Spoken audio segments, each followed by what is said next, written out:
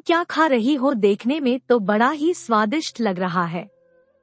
लाओ जरा हम भी चक्कर देखें कौन सी सब्जी है और कैसी बनी है। सिया के देवर केशव जो किसी काम से उसके घर आए और सामने ही अपनी भतीजी कौशिकी को खाना खाते देखकर उसके पास चले गए। उसकी प्लेट में झांकते हुए पूछा और झट से प्लेट उसके हाथों से लेकर खाने लगे। खाकर बोले, सब्जी है, बड़ी टेस्टी है, मजा आ गया खाकर। चाचू और भतीजी में दिन भर चुहलबाजी चलती रहती है। अरे चाचू कैसी बातें कर रहे हैं, आपने मलाई कोफ्ते नहीं खाए? मजाक मत करिए, मेरी मम्मा तो हर चीज बहुत टेस्टी बनाती है।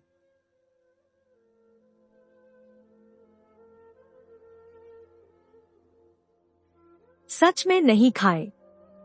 वैसे तुम्हारी माँ बनने से पहले वो मेरी भाभी है और हमें भी पता है कि भाभी खाना बहुत टेस्टी बनाती है, लेकिन बहुत समय हो गया उनके हाथों का खाना नहीं खाया।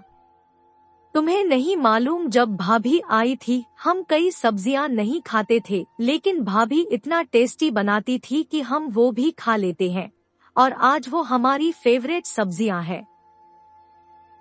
जैसे चाचू, बैंगन का भरता हम देखना भी पसंद नहीं करते थे, लेकिन जब से भाभी के हाथों का बैंगन का भरता खाया हम तो उसके स्वाद के मुरीद हो गए। आज भी बैंगन का भरता हमारा फेवरेट है, लेकिन सिर्फ भाभी के हाथों का। हम भी मलाई कोफ्ते की सब्जी लेने जा रहे भाभी से कहते हुए वो सीधा रसोई घर में सिया के पास चले आए और बोले, भाभी सब्जी वाकई बहुत टेस्टी है, हमें भी दे दीजिए। फिर कुछ सोचते हुए बोले, कम तो नहीं बनाई है? कम बनाई भी होगी तो क्या हम फिर से और बना लेंगे, लेकिन ये सब आप ले जाइए, बल्कि हम तो कहते हैं कि आप यहीं बैठकर खा लीजिए, बाकी सबके लिए घर ले जाइएगा। अभी गर्मागर्म नान सेंक देते हैं। कहते हुए सिया ने पूरी ग्रेवी कढ़ाई से एक बड़े से टिफिन में रख दी और दूसरे टिफिन में 8-10 कोफ्ते रख दिए। भैया घर पर ग्रेवी गर्म करवा लीजिएगा और फिर ऊपर से कोफ्ते पर ऊपर से डालिएगा। अगर कोफ्ते ग्रेवी में गर्म करते समय डाल देंगे तो कोफ्ते ग्रेवी में मेल्ट हो जाएंगे, फिर मजा नहीं आएगा। केशव सब्जी लेकर चले गए। उसके बाद वो और उनकी बेटी बेहद खुश होकर सब्जी खा रहे थे और लगातार तारीफ करते जा रहे थे। नीचे से साफ आवाजें सिया के कानों में आ रही थी।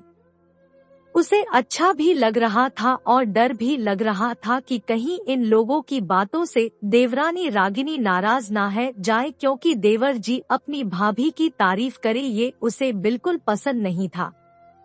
आज इतने दिनों बाद केशव भैया का इतने हक से अपने आप सब्जी मांगना और तारीफ करना उसे बहुत अच्छा लगा। उसे अच्छी तरह याद था कि देवर जी ने आखिरी बार उसके हाथों का खाना कब खाया था। खाने के बाद खुश होकर सिया की तारीफ कर दी, तब देवरानी ने कितना बवाल मचाया था। उस दिन के बाद सिया कुछ भी बनाती उसका बहुत मन करता केशव और बच्चों को देने का, लेकिन घर में कलह क्लेश की वजह से मन मसोस कर रह जाती। रागिनी को कभी भी सिया की तारीफ पसंद नहीं आई, ये बात सिया बहुत अच्छी तरह महसूस करती थी। दोनों अलग अलग रहती थी। रागिनी के स्वभाव की वजह से उसने एक दूरी बना ली थी। इसी बीच एक दिन अचानक रागिनी फिसलकर गिर पड़ी और उसकी कमर की हड्डी टूट गई। उस समय उसकी देखभाल करने वाला कोई नहीं था। जिस मायके पर वो इतना अकड़ती थी वहाँ से भी कोई नहीं आया।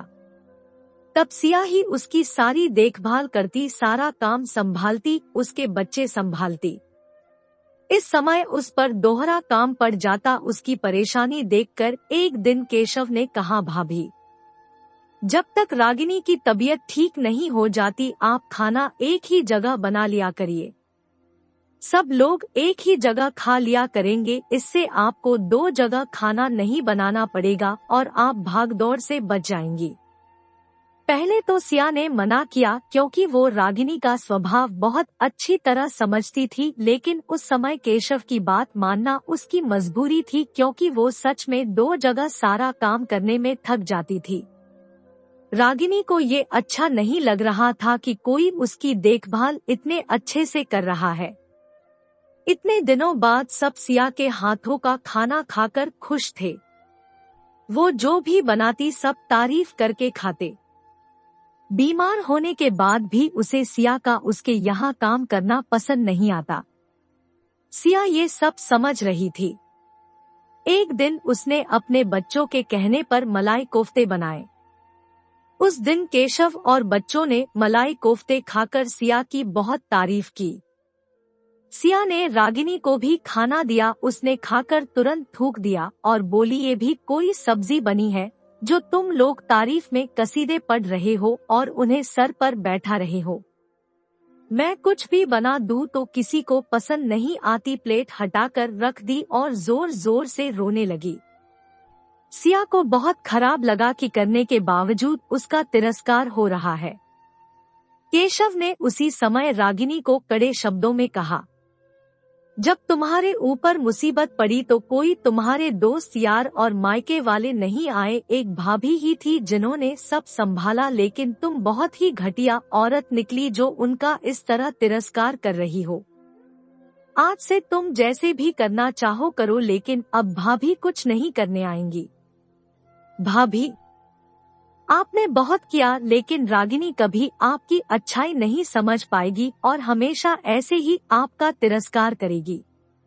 आप जितना करेंगी वो आपसे उतना ही चिढ़ेगी, इसलिए अब हम लोग मेड लगा लेंगे। केशव ने हाथ जोड़कर सिया से कहा। उस दिन के बाद सिया ने भी किसी तरह का खाने का लेन देन बंद कर दिया।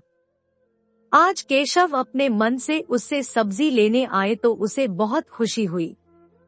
दोस्तों, देवर भाभी का रिश्ता बेहद खूबसूरत और प्यारा होता है। जब भाभी ससुराल आती है तो देवर उसका सबसे अच्छा दोस्त होता है, लेकिन देवरानी के आते ही वो रिश्ता बदल क्यों जाता है। आशा करते हैं दोस्तों आपको कहानी पसंद आई होगी।